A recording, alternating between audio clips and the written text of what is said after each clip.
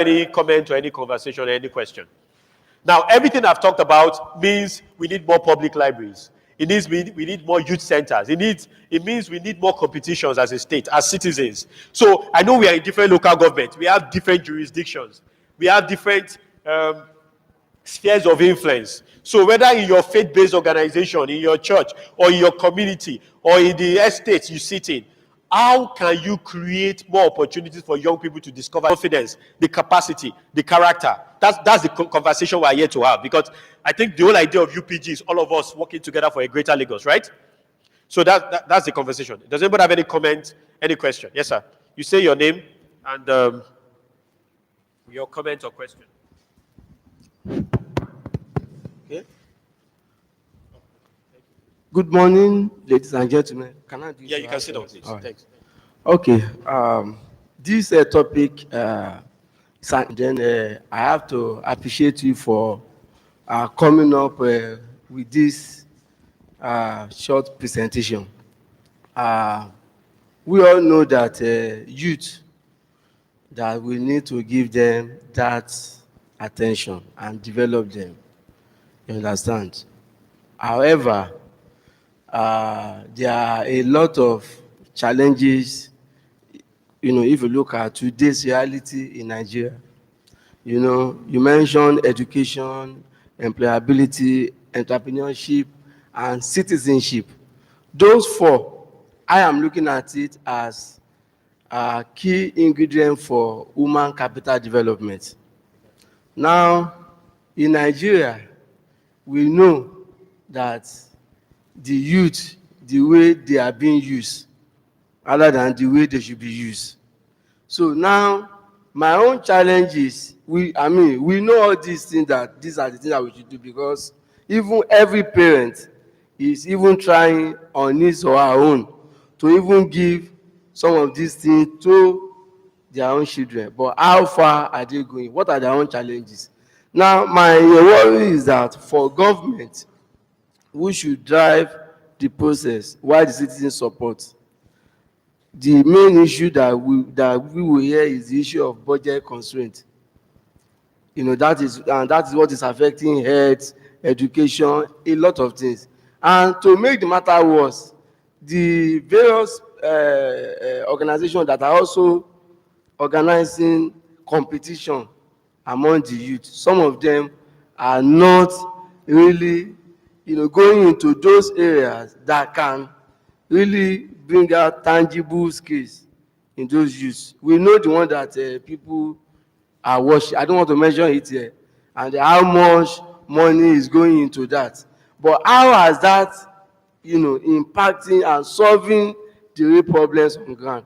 So my own suggestion is that we have to continue to put these things together and maybe go and gather evidence, put empirical evidence. We know the way it is being done in other countries, and we know the way it is being done here. But why are we not doing it? It's because in most cases, government have refused to prioritize their spending. You understand? The tax revenue, there should be a percentage of it that should go into that. And lastly, I will just use this opportunity to also mention the fact that the Finance Bill 2019 has been passed by the Senate yesterday. Unfortunately, even though it specified there are some up and down, for example, VAT will be going up, but how that money should be used, I was expecting that the senators will have specified that a percentage of that revenue should go to some of these things that you are talking about, so that it now becomes a law. It is not, so that any governor or president or chairman that violates it, the sanction is also spelled out in that law. Not that the money will be left at their own discretion, as we have now. But unfortunately, the opportunity was so. I don't know where they will get money to do all this extra when they have refused to reprioritize. That is the main problem that we need to address. Thank you very much. Thank you so much. Let's take two other comments, then I would respond. Let's have in then. Yeah. Tokpe Fagbemide. Pardon? Tokpe Fagbemide. Okay, Mr. Tokwe, thank you. Youths, they have vigor, they have strength, they have so many things. There is even a popular adage that says it is better to teach a boy to fish than to fish for a boy. So, I was the backbone of my father when I was in secondary school. Sorry to say that, my father was an old man, but whenever he asked me, go to this place, go to that place, I have the confidence, and probably that's why you see me here today. When this building was under construction, I was here. Nobody listened to me. I was even sent away. I do aluminum roof, doors, and windows.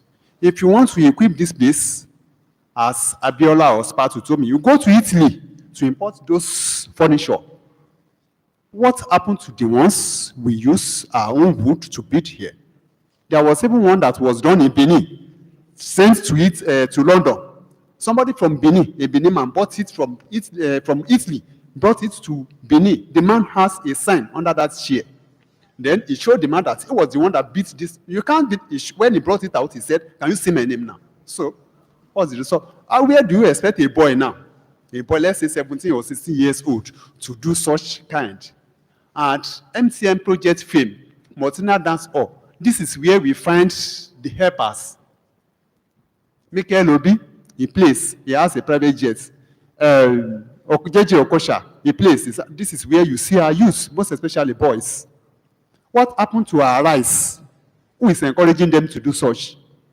This furniture, the mechanic, where they even work, where mechanic, you can't find tangible mechanic workshop except you have that man who has the whole millions to buy that place, and you use computer, what do you call it, to examine those cars there. This man with his children, they have nowhere to, no workshop. So, you expect me now, after secondary school, to go and get that man that has no workshop to learn there. So, and what happened to that? At various other places like that. No encouragement. We have to encourage them. We have to build them up. These are the things we must do if we want to find a way forward. Okay, thank you. Let's take a female or two. Then we would. Can you collect the mic? Sorry. Yeah. Thank you so much, Mr. Tobe. We'll talk about it. Good morning. Good morning. My name is Nkoli Obolu. I am the president of the International Women's Society, and we run a skill center in Lekki. Yes. Now, what I want to say is that we're in grave danger of being a society that sets so much score on formal education. In secondary schools now, we hardly ever teach our students vocational skills. What is going to happen is that artisans will cease to exist at one point in time. Women are having huge issues now with helps. They have to rear children, they have to go to work. There are no helps again. They're all going to school. So everybody should go to school.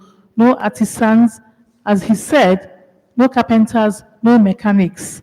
Our children, we are sending them abroad to Oxford University. What that does is that they'll just have book knowledge and nothing else. They can't boil an egg. They can't cook. They can't fend for themselves. They can't wash their clothes. So I am saying that it has to be a policy that we have to adopt to recognize the talents that we have. Some of us have book knowledge talents. Some of us have, vocational skills, handicrafts. Today, natural medicines have gone the way of extinction. The people who know it have died with it. They have not passed it on. And we all know that before the advent of the white man's medicine, people were taking natural medicines and they were healthy people. In fact, we are going back to it. So I'm going to suggest that policy statements, we can sit here for 3 days and judge and at the end of the day, nothing is concretized, I would say that we should be very, very, very mindful of how we want to play this game. If we are saying we should go towards a greater Lagos, let us define what we want to do with our youth. If we identify the people who are very brilliant mathematically, otherwise, yes, we can hone those, but we also need to hone the skills, because at the end of the day, that is the bedrock of the economy. Thank you. Thank you. So we take, okay, you want to speak? You want to speak? Then we'll take you.